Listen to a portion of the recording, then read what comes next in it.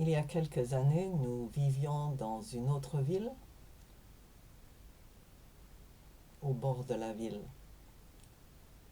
dans une semi-campagne. Et nous avions un tout petit jardin. Dans ce jardin, nous avons planté d'abord un pommier. Et au bout de 2 ou 3 ans, ce pommier a grandi et a commencé à produire des pommes.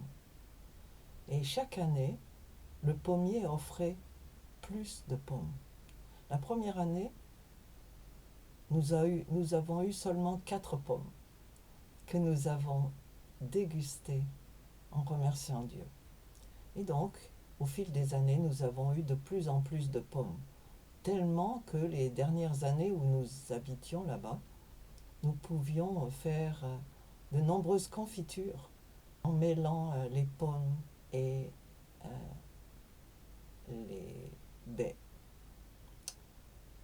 Et puis, nous avons, au fil des années, décidé qu'il restait un tout petit peu de place pour un autre arbre. Et nous avons planté un poirier. Ce poirier n'a jamais donné aucune pomme.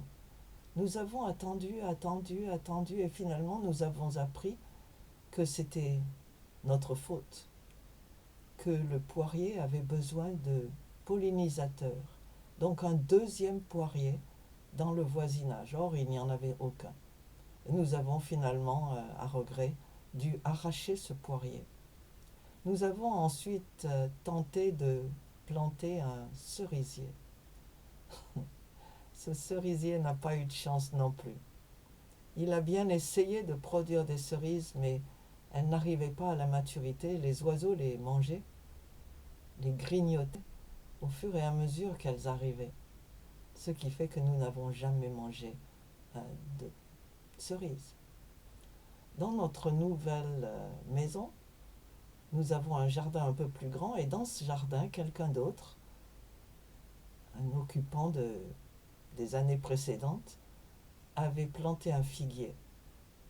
Et nous nous sommes dit, waouh, un figuier. Je ne savais pas qu'un figuier pouvait porter des fruits dans ces climats. Alors on a attendu 1 an de toutes petites figues minuscules qui n'ont jamais réussi à atteindre la maturité. 2e année, pas mieux. 3e année, nous avons eu un été torride. Non seulement torride, mais qui a duré. Pendant presque 2 mois, nous avons eu une chaleur remarquable, très agréable par ailleurs, et très peu de pluie aussi.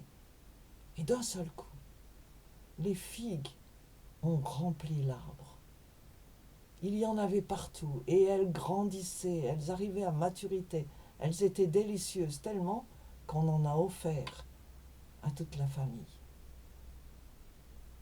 Qu'est-ce qu'on apprend en regardant ces arbres? D'abord, il faut choisir l'endroit où on est planté. Vous savez que nous aussi, nous sommes plantés. Si vous laissez Dieu vous planter là où il décide, ce sera la garantie que vous allez non seulement être heureux là-bas, mais porter des fruits. Porter les fruits que Dieu a préparés, parce qu'il a nourri la terre, il a préparé la terre, il a bêché avant de vous planter là-bas. Une autre chose, c'est que les fruits, ça met longtemps à se préparer. Il faut que l'arbre soit dans les meilleures conditions possibles. Alors à mesure que vous agrandissez votre famille, préparez la terre, mettez du terreau, nourrissez la terre. Et quand les petits arbres commencent à pousser, nourrissez-les. Et sachez qu'ils sont chacun différents. Leurs feuilles sont différentes, leurs fruits sont différents, leur texture, leur goût sont différents. Et n'attendez pas que tous vos arbres soient les mêmes. Si vous achetez un pommier à la jardinerie, le pommier aura une étiquette pour vous dire c'est un pommier. Quelquefois, les jardineries font des erreurs. Nous avons planté 2 pommiers en 2 ans, puisque nous avons un jardin assez neuf. Et nous avons d'abord planté un pommier sans trop savoir quel genre de pommes il allait produire. Et nous avons trouvé que c'était des pommes jaunes. Et puis nous avons décidé d'acheter un second pommier du même type. Et surprise, ce sont des pommes rouges. La jardinerie avait fait une erreur. Mais ça n'a pas d'importance. Vous avez peut-être voulu un garçon, et puis voilà-t-il pas que vous avez une fille. Et les filles, c'est joli aussi. Hein.